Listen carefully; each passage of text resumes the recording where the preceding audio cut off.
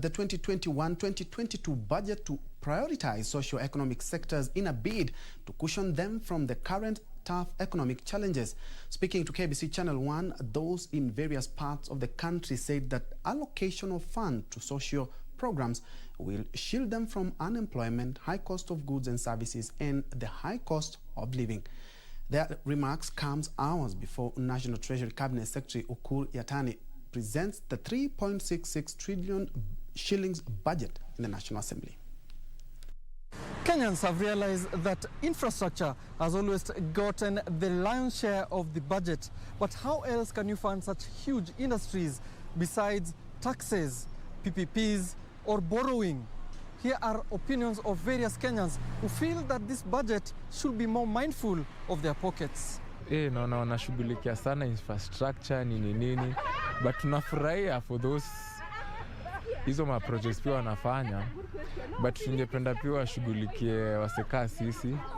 Ni ajira ama ni chakula ama ni ukulima ama ni mambo ya barabara. Kama ningekutana na yeye saa hizi, pesa mingi sana angeiweka katika agriculture. Unajua saa hii life ya saa hii by the way ni tricky sana na ni hard.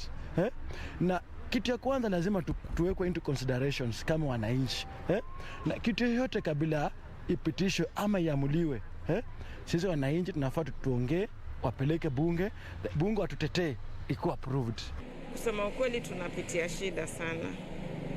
Kwanza tangu hii mambo ya kuwa port imetolewa, mambo mengi yameenda Nairobi, biashara haiendi kabisa. Hivi hata tunasikia wanataka kutuongezea gas tena. License, kila kitu imeenda juu. Tulikuwa tunaomba hii budget ipunguzie mwananchi wa kawaida, naye aweze kusikia vizuri.